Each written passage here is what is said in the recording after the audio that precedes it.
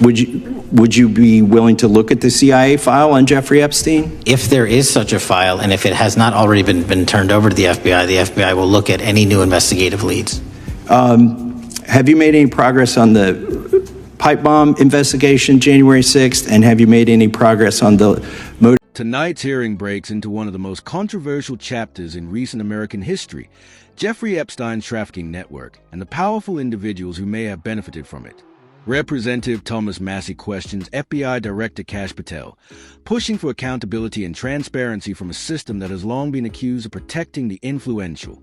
Citing publicly available records, Massie references former U.S. Attorney Acosta's statement that Epstein belonged to intelligence, a moment that shakes the room and reinforces the idea that Epstein's power came not only from money, but from who he served.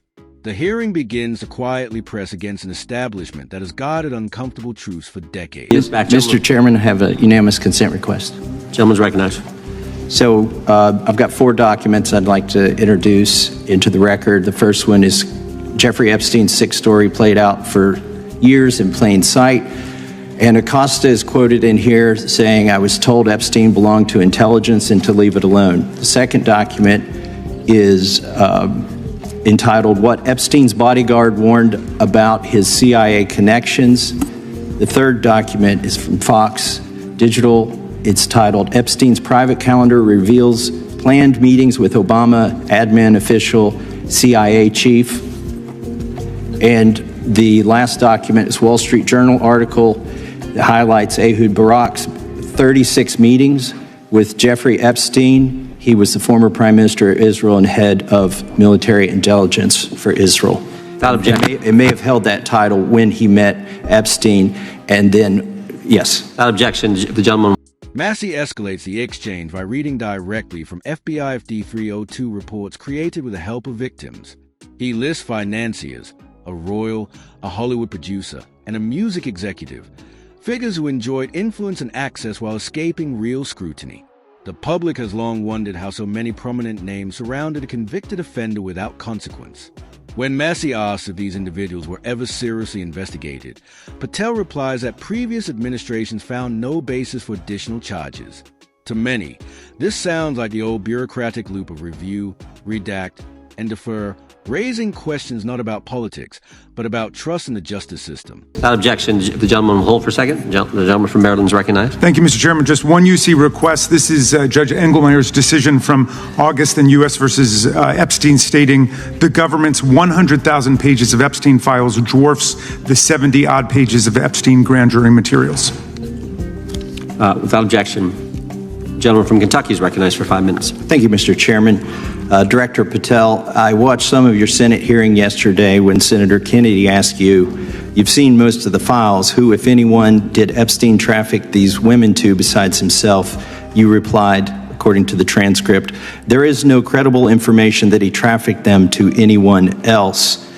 You also said somewhere in the hearing and here today that the problem is that the case files are constrained by limited search warrants from 2006 to 2007 and that the non-prosecution agreement hamstrung future investigations. Those constraints only apply to Southern District of Florida. They do not apply to Southern District of New York, the location of the 2019 sex trafficking indictment, which produced many things, including a series of FD 302 documents. According to victims who cooperated with the FBI in that investigation, these documents in FBI possession, your possession, detail at least 20 men, including Mr. Jess Staley, CEO of Barclays Bank, who Jeffrey Epstein trafficked victims to, victims including minors, such as Virginia Roberts Giuffre, may she rest in peace. That list also includes at least 19 other individuals, one Hollywood producer, worth a few $100 million, one royal prince, one high-profile individual in the music industry, one very prominent banker, one high-profile government official, one high-profile former politician, one owner of a car company in Italy, one rock star, one... The conversation turned personal as Massie challenges the FBI for briefing public personalities, but never directly meeting the victims whose trauma drove the investigation from the beginning. The focus shift from documents to people. Massie also raises a possibility of a CIA file connected to Epstein and asks whether the FBI would even be allowed to access it. Patel emphasizes interagency cooperation but adds a careful phrase, if such a file exists, which many hear not as reassurance but as strategic ambiguity. Once again, accountability seems lost somewhere between agencies, with truth trapped in a space where jurisdictions blur. The files that you control, I don't know exactly who they are, but the FBI does. Have you launched any investigations into any of these people, and have you seen these 302 documents? Sir, I have asked my FBI agents to review the entirety of the Epstein files and bring forth any credible information, and we're working with Congress not only to divulge that information and produce it to you, but any investigations that arise from any credible investigation will be brought. There have been no new materials brought to me launching a new indictment. So is the loophole here, or is it your assertion that these victims aren't credible, that the 302s maybe didn't produce credible statements that rise to a probable cause? It's not my assertion, sir. It's the assertion of two different United States attorneys' offices from three separate administrations who investigated those same materials in lifetime. Are the 302 documents in the FBI's possession? They reviewed all that, yes, sir. And so have you reviewed those 302 documents where the victims name the people who victimized them? If I personally know, but the FBI has. So how can you sit here and in front of the Senate and say there are no names? I said I named one today.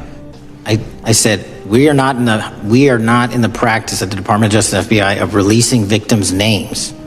That is not what we do. We are also not in the habit of releasing incredible information. That's not what we do. But multiple authorities have looked at the entirety of what we have. Okay, I got to move on here. Were you present when the AG had the White House event when she released the binders to the social media influencers? I was, yes. So if you're willing to meet with social media influencers who stood to benefit from the sensational and sad stories of these victims, will you meet with the victims as well? The FBI will meet with anyone who has new information. Will you personally meet with them? The FBI and the professionals who are handling the cases will. Were you instructed that it was important to release the documents to the Oversight Committee on the day of my introduction of the discharge petition to release these files? I don't know what day that was, so no. Well, they were released that day, and there were victims' names who weren't redacted because they were in such a rush, and the victims are not happy about that. Have you investigated any of the CIA connections? Have you seen the CIA file on Jeffrey Epstein? And if you wanted to see it, would they show it to you? Well, I can speak for the FBI, and that's presuming there's a CIA case file. And I've reviewed everything that the interagency, not I, the FBI. As the questioning nears its conclusion, attention broadens to other unresolved investigations and unaddressed mysteries. A memorandum is entered into the record stating that no additional parties could be charged. While expected, the finding feels unsatisfying to many observers. It reads less like the end of a case and more like a premature decision, evidence present, yet deemed insufficient. When powerful individuals are involved, the threshold for action appears higher, reinforcing public frustration with a system that... Would you be willing to look at the CIA file on Jeffrey Epstein? If there is such a file, and if it has not already been turned over to the FBI will look at any new investigative leads. Have you made any progress on the pipe bomb investigation January 6th? And have you made any progress on the motive of the Las Vegas shooter? As to the first, it's an ongoing investigation, and we have made progress. As to the second, sir, I'll have to get back to you. All right, thank you. I yield back. Mr. Chairman, I have a unanimous Gentleman consent yields back. request. Unanimous consent request from the gentleman from New York. I ask unanimous consent to introduce an unsigned memorandum from July 7, 2025 that says we did not uncover evidence that could predicate an investigation against uncharged third parties with the insignia of the Department of Justice and The session ends not as a routine political exchange, but as a rare look into how one of the most disturbing criminal networks of modern times is still handled behind layers of complexity.